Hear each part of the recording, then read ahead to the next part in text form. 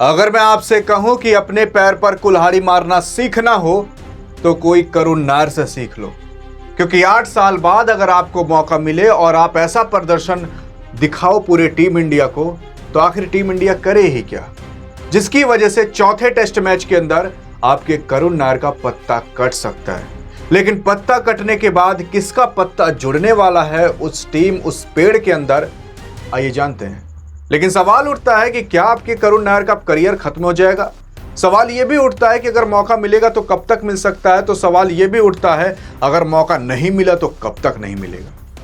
क्योंकि इंडिया बनाम इंग्लैंड के 3rd टेस्ट मैच के अंदर जो कारनामा आपके करुण नायर साहब ने रचा ना, उससे इतना सब डिसअपॉइंट हो चुके हैं कि मानो कि लोग कह रहे हैं कि करुण नायर को बस बाहर निकाल दो, बाकी किसी को भी ले आओ, चाहे गली के क्रिकेट को, हम मंजूर उसे कर लेंगे, लेकिन करुण नायर को नहीं। लेकिन ऐसा करुण नायर ने किया क्या? देखो, जहां 192 रन चेस करने थे केवल 3rd टेस्ट मैच के अंदर, वहां भी करुण नायर फ्लॉप, इसके पहले वाले में भी फ्लॉप, उसके पहले वाले में भी फ्लॉप। मतलब अगर करुण नायर के आगे फ्लॉप लिख दो तो आई थिंक काफी अच्छा जमेगा, और ये हो भी चुका है।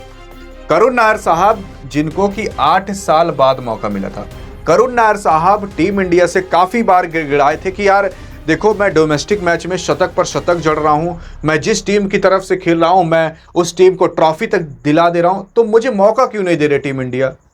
ये वही करुण नायर है जिसने 2016 के अंदर इंग्लैंड के खिलाफ 303 रन बनाए थे। ये वही करुण नायर है जो 2025 के अंदर इंग्लैंड के खिलाफ 30 रन भी बनाने के काबिल नहीं है। एक इवनिंग छोड़ दी जाए तो उस इवनिंग के अंदर 40 रन, बाकी किसी भी मैच के अंदर 30 रन से भी ज्यादा नहीं है। आप अगर देखना चाहते हो तो प्रूफ आपके सामने, हम कुछ कह नहीं सकते।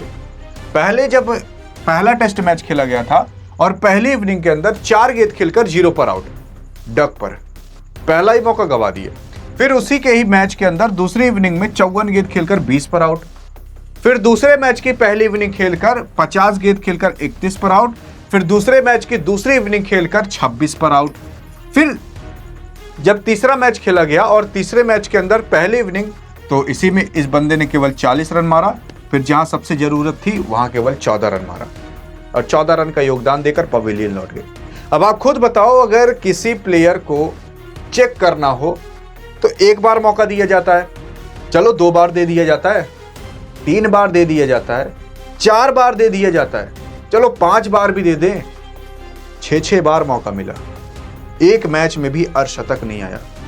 एक पारी को छोड़ दें जिसमें 40 गया, तो उसके बाद ये 35 के ऊपर भी डांक नहीं पाए। तो ये हाल है करुण नायर का, और इसी वजह से टीम इंडिया कह रही है कि हार के बड़े मेन कारण, जब भी टीम इंडिया हारी तो यही बने, और जब टीम इंडिया जीती भी तब भी इनके कोई बड़े योगदान नहीं थे।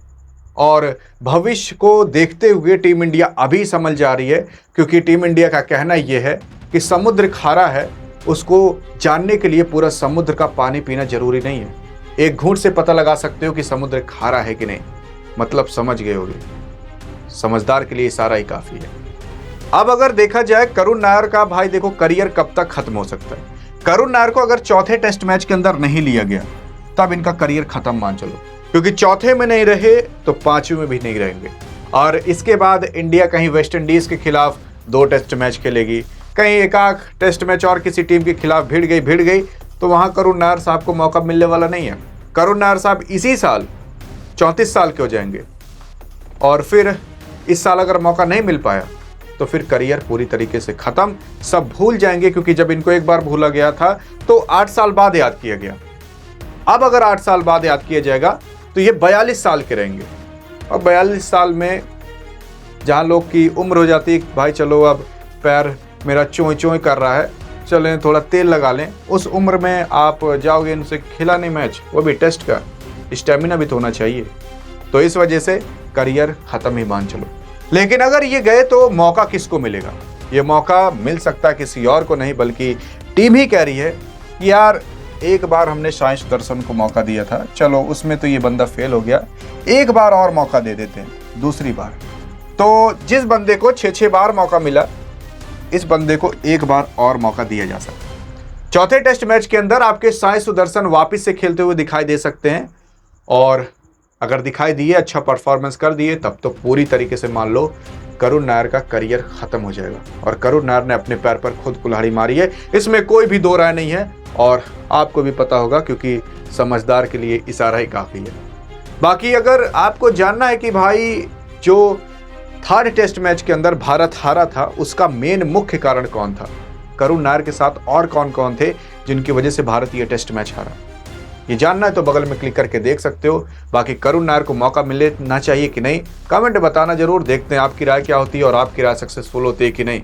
बाकी मिलेंगे इस वीडियो में, तब तक के लिए जय हिंद और जय भारत।